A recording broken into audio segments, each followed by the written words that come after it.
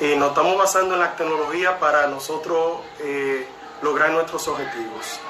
Por tal razón, la sociedad de hoy es una sociedad virtual, ya que no nos podemos dar un abrazo, no nos podemos saludar de beso, pero sí podemos darnos esa palmada calurosa como siempre. Comenzando hablando sobre el Instituto New Challenge, le da la bienvenida a todos ustedes a esta majestuosa conferencia a cargo de nuestro amigo, hermano Juan Carlos Santiago, quien es especialista en el área de educación en ciencias sociales, magíster en ciencias sociales y también magíster en gestión de centros educativos. En un par de minutos estaremos conversando con Santiago sobre la educación en la sociedad virtual. La educación que nos está afectando tanto a nosotros hoy en día y que necesitamos facilitar herramientas que sirvan tanto para los maestros como para los estudiantes para que se les facilite el aprendizaje, ya que por razones ajenas a nuestra voluntad, como es el COVID-19, tuvimos que optar por la educación virtual, por lo que son los live, por lo que son el Zoom, por lo que son diferentes tipos de plataformas, las cuales nos sirven para nuestra educación virtual. Juan Carlos en pocos momentos le estará hablando de los recursos que hablaremos, de los recursos y de las ventajas y desventajas de la educación virtual. Vamos a estar uniendo a Juan Carlos en un momento. Esperamos por Juan Carlos.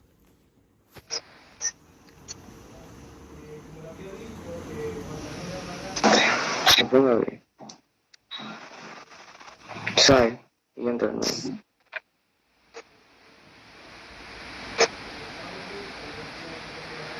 Saludos, hermanos. Saludos, ¿cómo está usted? Todo bien, todo bien, todo bien. Encantadísimo de conversar con usted hoy. Igual para mí, es un placer. Gracias. Como le había dicho, Juan Carlos le hablará sobre la educación en la sociedad virtual. Ustedes saben que la sociedad actualmente se está manejando de manera virtual. Lamentablemente no podemos dar un abrazo, simplemente no podemos mandar emoji o simplemente tener una conversación a través de una pantalla. Pero así por esa pantalla también nos amamos. Juan Carlos, es su turno, usted puede comenzar. Muy bien, gracias, profe. Muchísimas gracias por la invitación. Primero agradecer a Dios, como le dije también a usted y a los amigos y amigas que nos ven. Vamos a comenzar de inmediato. Primero vamos a conceptualizar sobre el propio tema en sí. La educación en una sociedad virtual. ¿Qué ocurre? Que cuando hablamos de educación, debemos tener pendiente que educación tiene que ver con formación, con aprendizaje. Aprendizaje que tienen que ver con la cultura, con los valores, con las destrezas. En el caso de la sociedad, sabemos que la sociedad es un conjunto de personas con características comunes. La otra parte, lo virtual, sabemos que lo virtual es lo opuesto a la realidad. Es un espacio creado, ¿verdad? En este caso, la educación virtual es cuando se saca de la propia aula y se lleva a un espacio determinado la educación con esta nueva tecnología, como se le llama, educación en línea, como se conoce también e-learning o LMS, o educación, si se quiere, sincrónica y a la vez asincrónica, que esta conjunción es lo que da lo que conocemos como la educación línea. Es bueno hablar un poquito de historia, este tema tan interesante. Sabemos que la educación dominicana, sobre todo, está acompañada de lo que se conoce como las antinomias. Las antinomias no son más que las contradicciones propias de nuestro sistema educativo. Yo le digo en el caso de la República Dominicana, pero eso le atañe prácticamente a toda Latinoamérica. Cuando llegan los europeos acá, a la isla de Santo Domingo, en el caso específico, notamos que los nativos vivían de una manera primitiva, vivían en comunidad. Todo lo que había era para la comunidad. En fin, de eso se trataba esa educación, de guiar a esa población para que se viviera en comunidad. Estos, desde que llegan acá, transforman esta manera de educar. Y la educación sufre una morfosis, donde se basa, si se quiere, en todo en lo teocéntrico. O sea, la educación va a depender del aprendizaje basado en Dios. Obviamente, Dios es el centro de todo. Dios es el responsable. Pero la educación ahí sufre una gran transformación. Luego que ocurren algunos acontecimientos emancipadores, véase de independencia, noten ustedes cómo la educación entonces sufre otra morfosis, donde todo está inclinado hacia la libertad, hacia la autonomía. En adición a eso, muchos acontecimientos bélicos a nivel internacional, la Revolución Francesa, la Primera Guerra Mundial, la Segunda Guerra Mundial, abren más la brecha de las libertades. ¿Qué ocurre?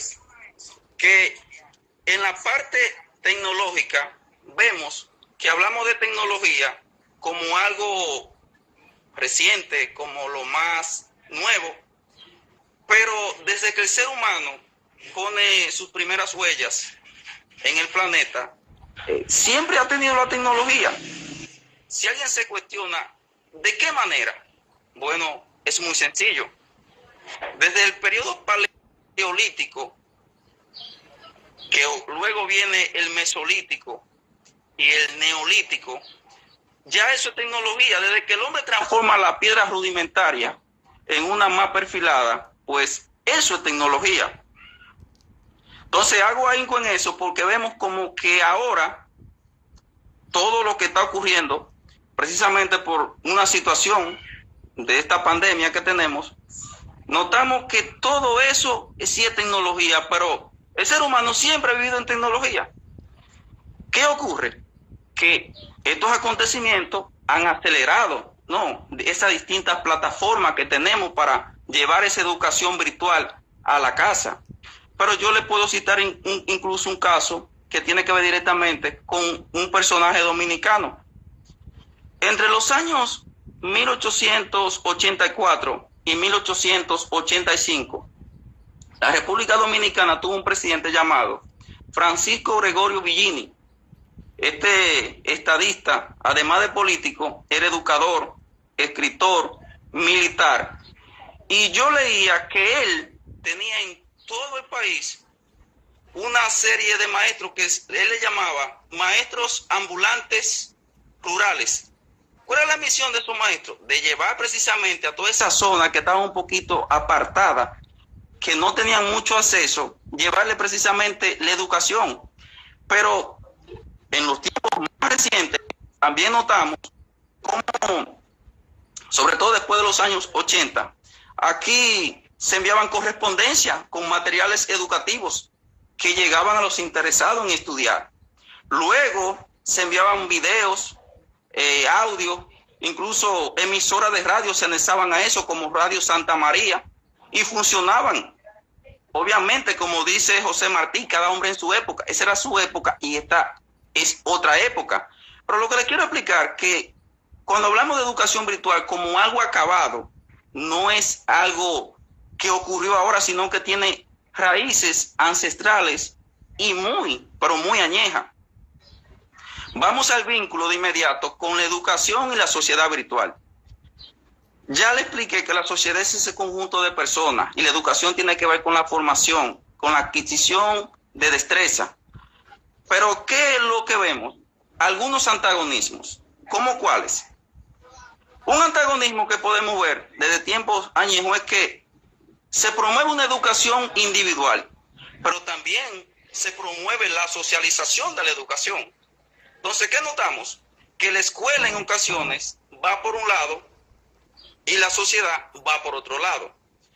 Porque aunque la educación no pueda controlarlo todo, la educación desde tiempos muy remotos debió crear alguna forma de condicionar ese aprendizaje virtual.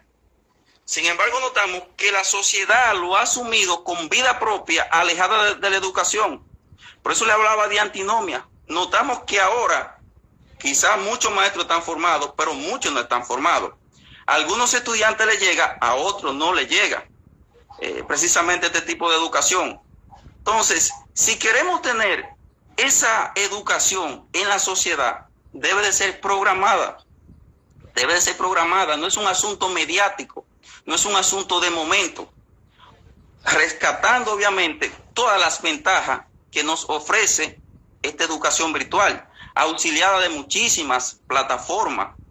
Podemos hablar de Classroom, Khan Academy, EQ, que también lo estamos trabajando.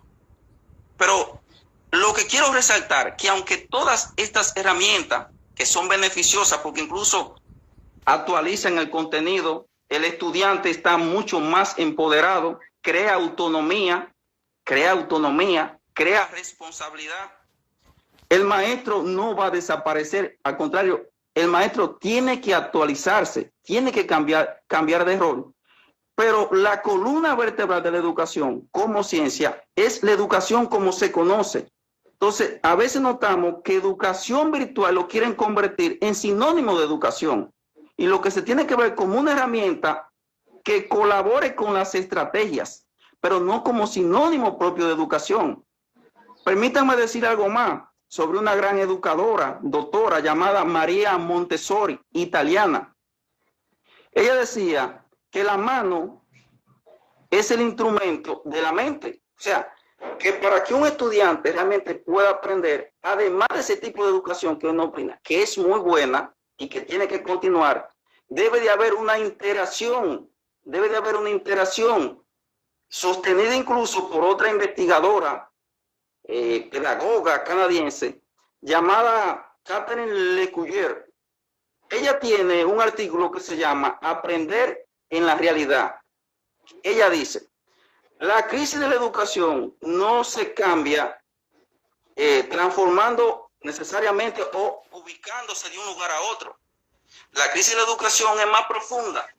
Más que una crisis de la educación, lo que existe es una crisis de atención.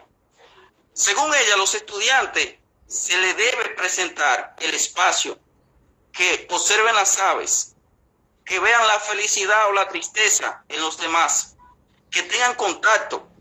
Entonces, repito, en este momento se toma la educación virtual como el pilar de todo, por un asunto también que obedece a una política económica llamada neoliberalismo.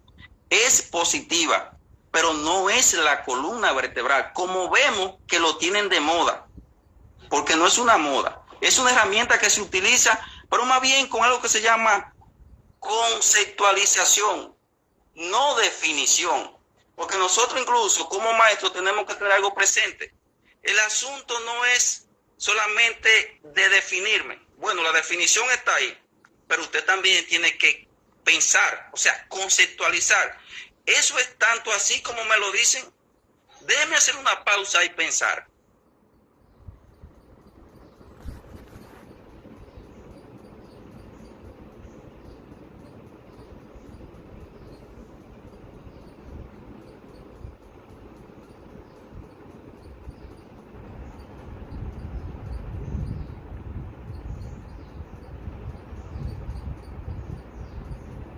Y obviamente esto como una herramienta para ser utilizada tiene sus ventajas, como ya le he mostrado, pero tener algo presente, que esa no es la columna